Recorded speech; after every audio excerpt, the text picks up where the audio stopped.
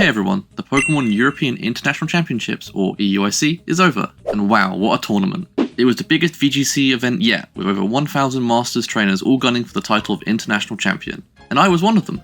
It was a blast. This was my second big tournament of the year, my first being the Birmingham Regional Championships, where I ended with a 4-4 record. Not a bad showing, but I know I can do better. EUIC was my chance to prove that. By the way, if you're interested on how Birmingham went, be sure to check out that video after this one. I'm sure you'll enjoy it. Now, if you're watching this, you probably know how these tournaments work, but just in case, EUIC was a 3-day event. All trainers faced 8 rounds of Swiss on day 1, making it to day 2 if they won at least 6 rounds. Then, on day 2, more Swiss rounds took place for those who remained, whittling it down, leading to an asymmetrical single elimination bracket, until we reached our final 2 players, with a final showdown on Championship Sunday, to crown the victor. With top tier trainers from all over the world, I knew I had to bring my A game, and that includes using a top-notch team. For this tournament, I went with a team you might recognise from my previous videos. It's my trusty Zamazenta team, featuring Fluttermane, Rillaboom, Chien-Pao, Entei, and Ogerpon Wellspring. I mentioned this team needed some tweaking, but after a few local events, I was pretty happy with the composition. I just needed to shift my mindset and trust my skills rather than trying to counter the meta with some new picks. Even if I do want to try out more teams this year, going with something I knew felt like it was the best bet for EUIC. So, that's my team. Now let's talk about the tournament. I arrived early on day 1, met up with some fellow UK players, and tried to calm my nerves before the opening ceremonies. I was feeling the pressure this time, more so than ever, and I think I know why. In 2024, I had my best ever placing at EUIC, making day 2 for the first time, and ending up in a position of 81st. I couldn't quite replicate that at Birmingham this year, so I came to EUIC determined to improve. I wanted my results to show progress, not stagnation, but there's always that lingering fear of underperforming, and that last year was a fluke. I just had to push through it though, and play my best. Alright, that's enough of the preamble, let's jump into the matches, with Round 1. I faced a Calyrex Shadow Rider balance team. The Calyrex had Covert Cloak and Clefairy support, something I've seen plenty of at my local events. But, despite all of that experience, I got absolutely destroyed. I lost 2-0, the Calyrex overwhelmed me. I just didn't learn the correct counterplays, I guess. Even bringing Fluttermane, which I should have known better than to do. I almost took it to a game 3 thanks to some good old Entei Stone Edge spam to KO the Incineroar and severely damage their Calyrex. I have a problem doing this, I know, but in the end, my Chien-Pao failed to 1v1 their Terra Fairy Calyrex. Round 1 loss is a tough start, but we can recover from this, right? Round 2. Next up, a Zamazenta team. But unlike my team, they're carrying Tornadus, which guaranteed they had speed control for most of the game. In game 1, they played it perfectly, keeping me from ever denying Tailwind, so they had the upper hand, causing me to lose. Game 2, I realised that I needed to Terra my Zamazenta to beat theirs, especially if they were always going to have the speed control. And instead of fighting the Tailwind, I used my priority moves to grab the advantage to win the game. Now, for game 3, they realised I wasn't bringing anything that could resist their Urshifu, and while I did consider bringing Ogerpon into this match, I did not in the end. So when they led Urshifu Tornadus, I realised I had nothing to stop Terra Water Surging Strikes plus Tailwind from tearing through all of my team, putting me way too far behind to close it out. That was really sloppy of me leaving myself exposed like that, and has left me in a horrid position. Round 3. Okay, so I'm 0-2 so far. Not doing good. I need to turn things around, if I even want a chance at day 2. The lose streak needs to end here. Enter a Ho-Oh team. This is a first for me, which is cool, and also refreshing for this regulation. At first I played cautiously around their Tornadus Ho-Oh lead with my Flutter and Entei, but I quickly found out that even with Tailwind, my Flutter outsped their team. Good to know. Turn 2, with both Protect and Terra Water in my back pocket, I played a little risky, leaving my Fluttermane open to a Sacred Fire as I switched out Entei for Zamazenta. In the end, they used Brave Bird with Ho-Oh on the Entei slot, and I take out the Torn with Flutter. Raging Bolt comes in. From there, they do position well to pin my Zamazenta, killing it by targeting it with both a Sacred Fire and Draco Meteor, meaning that even with Terra, I couldn't save it. But that did leave Flutter open once again to deal some major damage, critically injuring the Raging Bolt. From there, the rest of the team manages to take him out to win it. Game 2 is a lot easier for me. Other than their Terra Ghost on Tornadus, they have no normal type resist, so I see an easy way to sweep them. Terra Normal Extreme Speed from Entei, boosted by Chien-Pao Sword of Ruin, destroyed their team, taking out the Landorus Furion, Ho-Oh, and destroying the Raging Bolt with Chien-Pao's help. All while Tornadus looked on in horror, trying to hit Bleakwind Storms in vain, winning us the set. That leaves us at 1 win, 2 losses. We can get back in this if I play well. Comeback sweep, here we come. Round 4.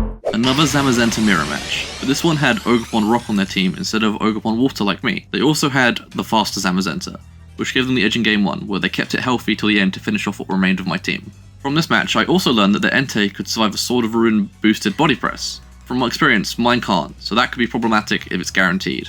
However, I adapted and switched up my strategy, leading aggressively with Zamazenta and Chien-Pao, planning to use Terra Dragon to beat their Zama. The lead of Rillaboom and Chien-Pao could barely scratch my Zamazenta, so I used it to deal crazy damage while I pivoted out my Chien-Pao for Entei. They quickly forfeited after that once I caught their Ogerpon on the switch with Sacred Fire. In Game 3, I lead the same, but they finally bring Fluttermane to the match. Turn 2, after a Protect turn to scout out what their Entei did, I do manage to take out their Fluttermane with an Icicle Crash, but the Entei on low HP with Body Press.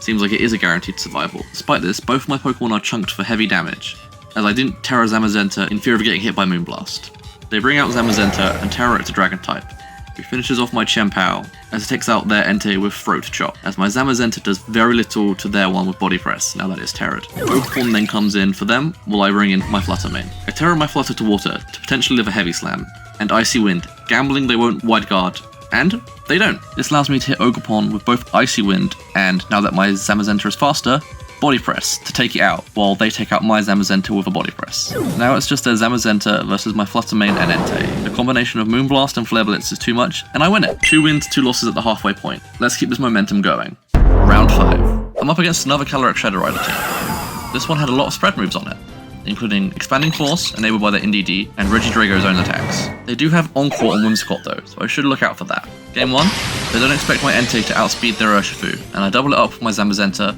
to KO it, while my Zamazenta gets hit by an unboosted Expanding Force from their Calyrex Shadow Rider, as they fear Wide Guard. Indeedee comes in? So now, the only attacking moves they have that aren't spread moves is Psyshock from Indeedee, which barely hurts Zama.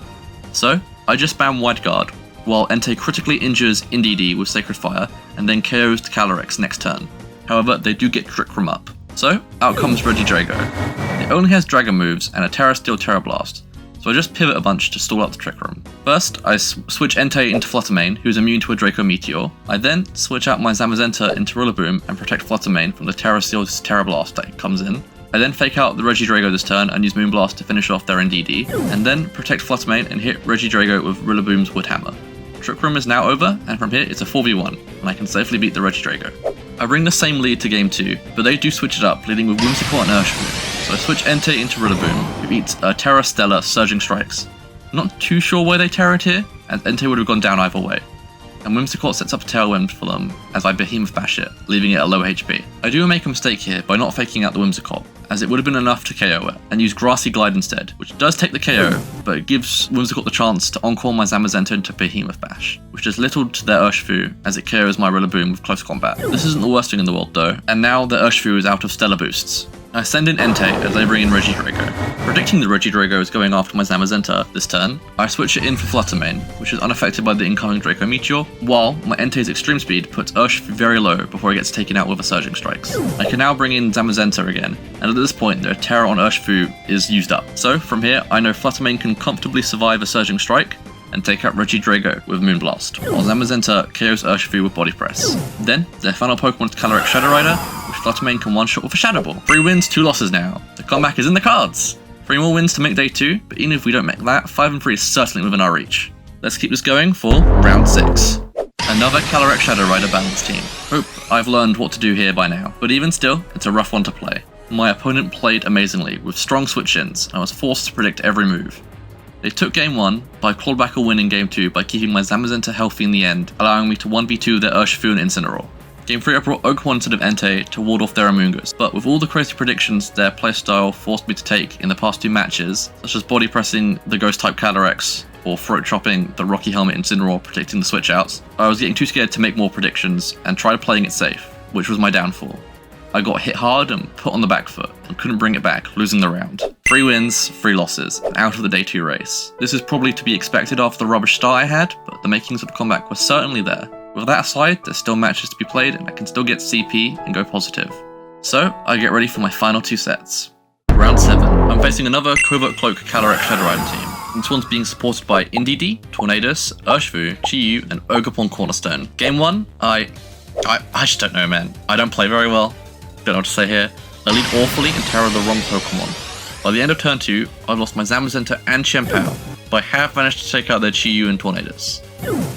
In the back, I have Rillaboom and Fluttermane left, and they have Urshifu, Calyrex, and still have Terrestrialization available. I do kind of make it close, but they predict I won't fake out the Urshifu and take out my Fluttermane. I lose the game there. Game 2, I also kind of just lead poorly with Chien-Pao and Zamazenta against their Tornadus and Urshifu. I brought Entei and Fluttermane in the back this time, not Rillaboom. With the Mystic Water and Tailwind on its side, Urshifu can tear through all my team. I can't believe I made the same mistake as earlier in this tournament.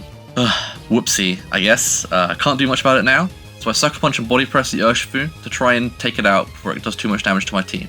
And it hits my Zamazenta. I mean, it does a lot of damage, but I take it out and Chien-Pao is fine as I just set up Tailwind. Out comes Shadow Rider, so I Wide Guard and Icicle Crash the Tornadus. A single target Expanding Force doesn't KO my Zamazenta even after the major damage it took, and with Wide Guard blocking the Bleakwind Storm, Icicle Crash takes out the Tornadus. Now, Indeedee comes in. I've won.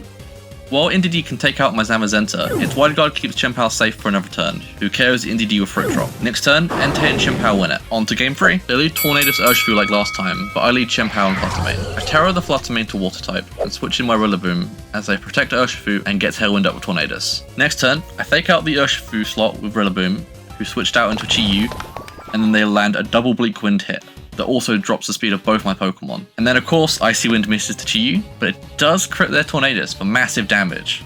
Next turn, they Heat Wave while Tornadus protects, as Fluttermane gets crit and burned but lives, and Rillaboom gets KO'd, with Grassy Glide not dealing any damage to the protecting Tornadus. Moonblast then puts Chi-Yu to low HP.